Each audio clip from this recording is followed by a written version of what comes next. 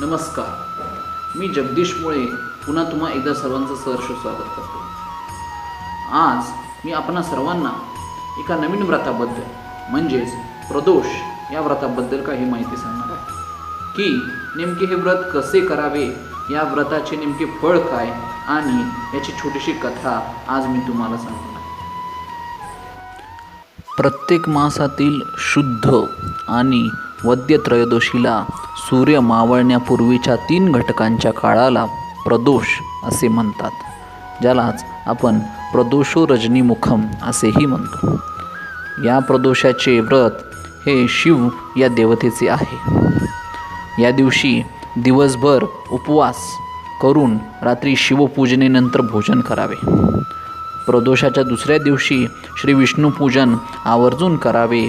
या प्रदोष व्रताचा प्रारंभ शक्यतो उत्तरायणातच करावा.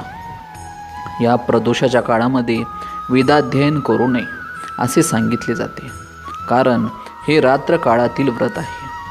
तर वेदाध्ययन हे सूर्य असताना करावयाचे असते. हे प्रदोष व्रत 3 ते 12 वर्ष अवधीचे असते. कृष्ण पक्षातील प्रदोष जर शनिवारी आला तर तो विशेष फलदायी मानला जातो. यामध्ये सोमप्रदोष, भौमप्रदोष, शनिप्रदोष, पक्षप्रदोष अशी काही प्रकार मानले जातात. धनलाभ, गुणवान संतान प्राप्तीसाठी आणि गर्भातील बालकाच्या अडचणींसाठी प्रदोष या व्रताचे पूजन नक्कीच करावे. जीवाला गतजन्मी केलेल्या पापामुळे लागलेल्या विविध प्रकारच्या दोषांचे निवारण करण्यासाठी सुद्धा प्रदोष हे व्रत अत्यंत पुण्यदायक असे ठरते. हे व्रत त्रयोदशीच्या समाप्तीला कालावधीत करावयाचे असते. त्यानंतर लगेच चतुर्दशीच्या तिथीला या व्रताचा प्रारंभ करावा. त्रयोदशी या तिथीचा स्वामी कामदेव हा आहे, तर चतुर्दशी या तिथीचा स्वामी शिव हा आहे. सत्ययुगात शिवाने 3रा नेत्र उघडून कामदेवाला भस्म केले होते, त्यामुळे कामदेवावरही शिवाचेच आधिपत्य आहे. अशा प्रकारे त्रयोदशी आणि चतुर्दशी या तिथींवर शिवाचे आधिपत्य असून या कालावधीत केलेल्या प्रदोष व्रतामुळे शिवशंकर उपासकारावर लवकरच प्रसन्न होतात. तर आता हे व्रत केल्यामुळे मानवावर त्याचा परिणाम कसा होतो, बौद्धिकदृष्ट्या व शारीरिकदृष्ट्या, हे आपण पाहूयात. शुद्ध आणि कृष्ण पक्षाच्या दोन्ही त्रयोदशींना सूर्य मावळल्यानंतर 3 घटकांच्या काळाला जे आपण प्रदोष म्हणतो, त्या सायंकाळी प्रदोष व्रतामुळे संधी काळात केलेल्या शिवपूजनेचे फळ हे उपासकारक मिळते. प्रदोष शिवपूजनेसाठी पूरक काळ असल्याने प्रदोष समयी केलेल्या शिव उपासनेमुळे शतपट फल प्राप्त मिळते. प्रदोषव्रत केल्यामुळे आधी भौतिक, आधी दैविक आणि आध्यात्मिक त्रासांचे निवारण होऊन आनंदाची प्राप्ती होते. विविध प्रकारचे त्वचा रोग, ज्वर, वेदना आणि विविध शारीरिक व्याधी रोग हे दूर होतात. चिडचिड, त्रागा, मनस्ताप, निराशा, संशयवृत्ती आणि भय यांचा नाश होतो आणि समाधान भेटते. बुद्धी वाढून स्मरणशक्ती आणि आकलन क्षमता वाढते. दारिद्र्य दूर होऊन धनप्राप्ती देखील होते.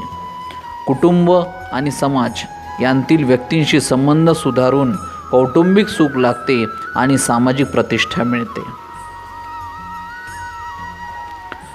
प्रदोष हे व्रत नियमितपणे 3 ते 12 वर्ष करावे. काही जण हे व्रत आजन्म करतात. विशिष्ट कालावधीसाठी प्रदोषाचे व्रत करण्याचे महत्त्व हे खूप अनन्यसाधारण असे आहे.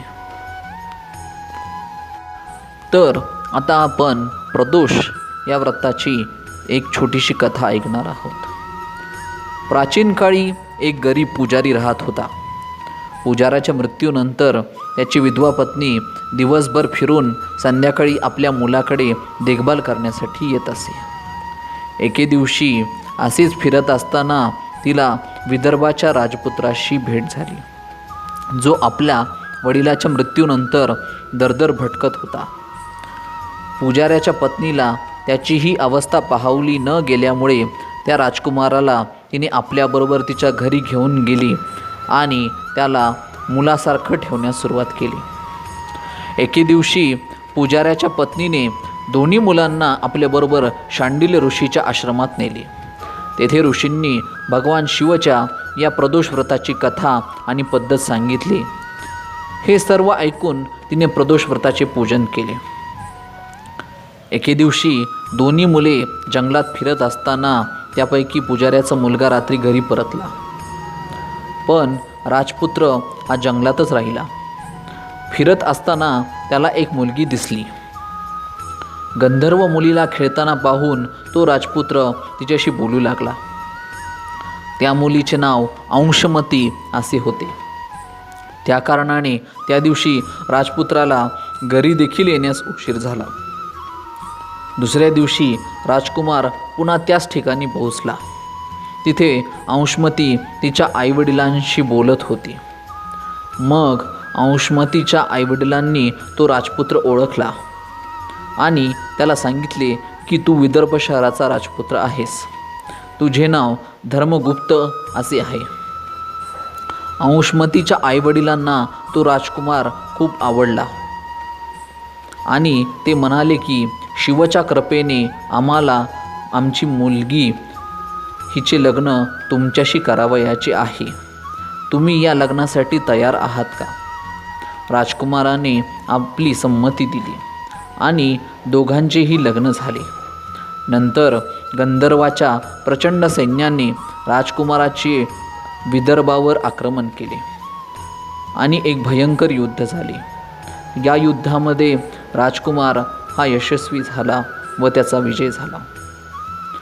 आपल्या पत्नीबरोबर म्हणजेच अंशतीबरोबर तो राजवाड्यात पुन्हा परतला आणि त्यानंतर त्या पुजाऱ्याच्या विधवा पत्नीला व त्या मुलाला त्याने राजवाड्यात आणले व त्यांना सर्व दुःख दूर दारिद्र्य नाहीसे करून त्यांना आनंदात जगायला लावले.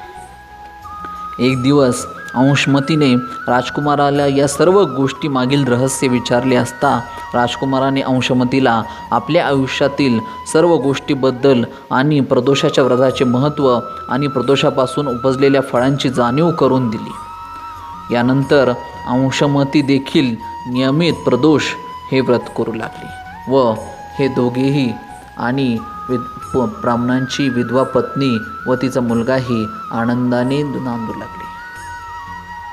तर अशा प्रकारे आज आपण सर्वांनी प्रदोष या व्रताबद्दल काही माहिती पाहिली व त्याबद्दलची कथा ऐकली. तुम्हाला जर माझा हा व्हिडिओ आवडला असेल तर तुम्ही माझ्या या चॅनलला नक्कीच लाईक, सबस्क्राईब आणि शेअर करा. धन्यवाद.